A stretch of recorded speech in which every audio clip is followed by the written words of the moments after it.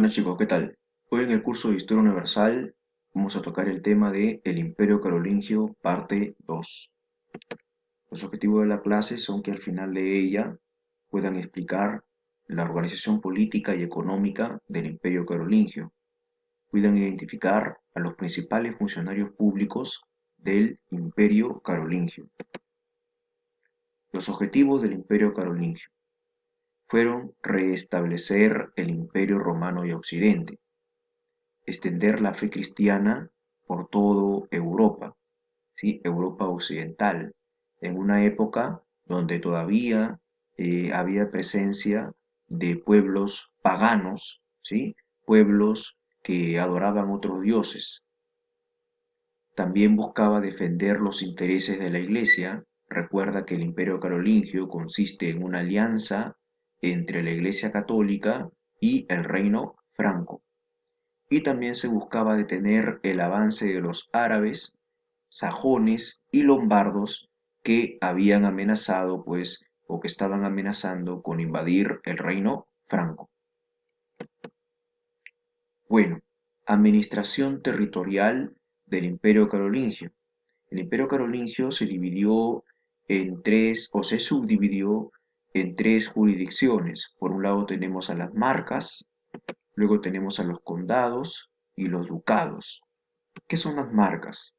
Las marcas son regiones fronterizas, ¿sí? Son regiones militarizadas, estaban fortificadas, es decir, se había construido murallas con el objetivo de la defensa del imperio ante futuras invasiones extranjeras. Por eso que en este mapa podemos ver de color rojo lo que son las marcas, las provincias fronterizas y militarizadas para evitar el ataque de pueblos invasores. El que estaba a cargo de una marca era un marqués. Destacan entre las marcas más importantes, por ejemplo, la marca hispánica, que protegía al imperio de una posible invasión de los musulmanes que estaban acá al sur, en España. También tenemos, por ejemplo, la marca austriaca, ¿sí? Al este, para poder frenar ya ataques de los eslavos. También tenemos la marca germánica, aquí al noroeste, ¿sí? La marca germánica era para frenar a los vikingos, ya que venían pues del norte de Europa, de la zona nórdica. Luego tenemos a los condados.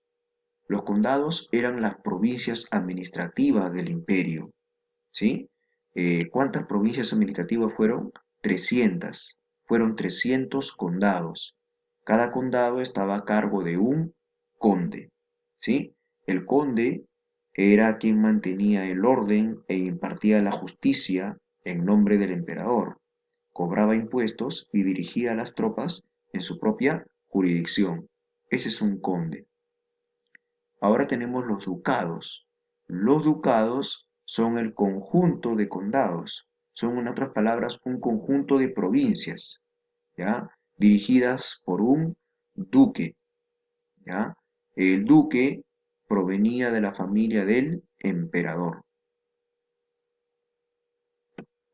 Economía. El sistema de producción predominantemente del Imperio Carolingio fue el feudal, ¿sí? Eso quiere decir que la principal actividad económica del Imperio Carolingio fue la actividad agropecuaria, es decir, la agricultura y la ganadería. Administración política del Imperio Carolingio. En otras palabras, vamos a hablar de los funcionarios públicos de este imperio. Tenemos, por ejemplo, primero al emperador. Era la máxima autoridad del imperio. Él ejercía un poder centralizado, ¿sí? Por el respaldo que tenía de la iglesia, hasta se le confería un aura divina, ¿sí? Algunos lo identificaban como un personaje divino, ya tan divino como el Papa o como un personaje, pues, e importantísimo para los cristianos católicos, ¿ya? Ya que era el protector de la iglesia. Sus mandatos, sus designios, eran establecidos como normas incuestionables. Estas leyes que emitía el emperador, el rey, se llamaban leyes capitulares.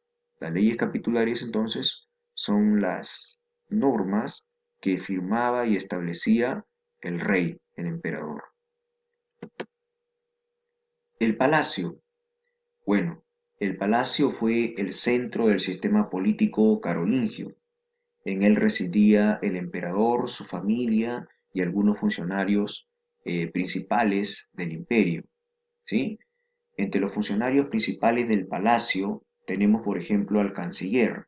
El canciller era el secretario de palacio. Tenemos al chambelán. El chambelán era el servicio personal del emperador, su acompañante, persona cercana y de mucha confianza. ¿Sí? Él era el chambelán.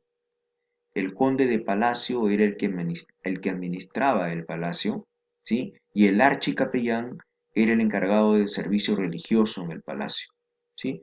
Por ejemplo, de hacer las ceremonias religiosas, de limpiar la iglesia que había dentro del palacio, etcétera. Tenemos también a los Missi Dominici. Los Missi Dominici fueron dos, como podemos ver en esta imagen. Fueron dos funcionarios del Imperio Carolingio, ¿sí? Un noble, ¿ya? Y un sacerdote. Sus funciones eran dar a conocer las leyes que emitía el emperador, o sea, las leyes capitulares, y fiscalizar a los funcionarios del imperio, ¿no? Eran prácticamente los Missi Dominici, eran los ojos y oídos del emperador, ¿sí? Eran algo así como los Tucurricut aquí en el Imperio Incaico, personas de confianza del emperador que se encargaban de vigilar que los funcionarios del imperio estén cumpliendo con sus labores. Por eso se encargaban de fiscalizar, de inspeccionar. Ellos son los Missi Dominici. Por otro lado tenemos a los Bassi Dominici.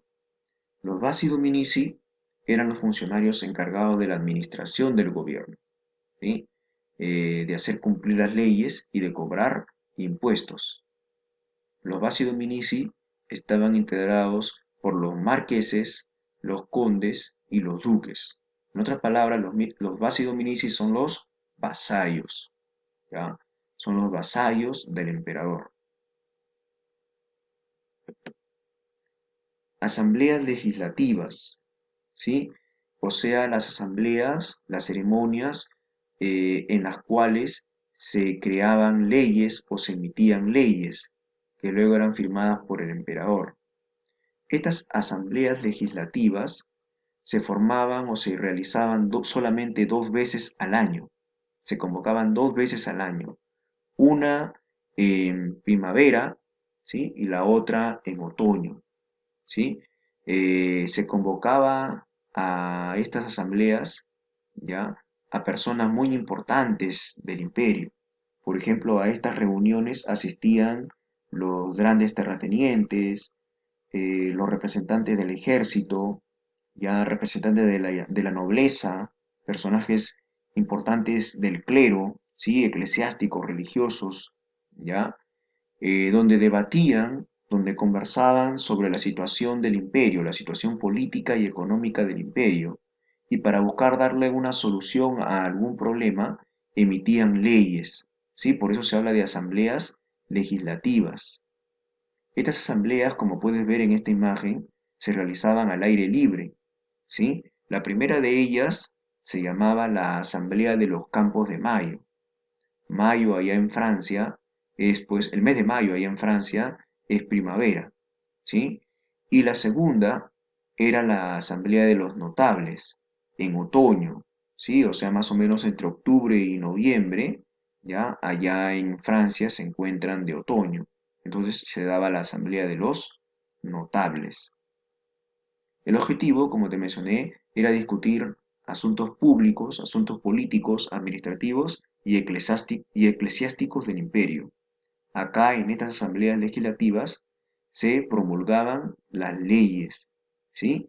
Estas leyes, que luego de ser firmadas por el emperador, se llamaban leyes capitulares. Bien chicos, espero me hayan entendido. Muchas gracias.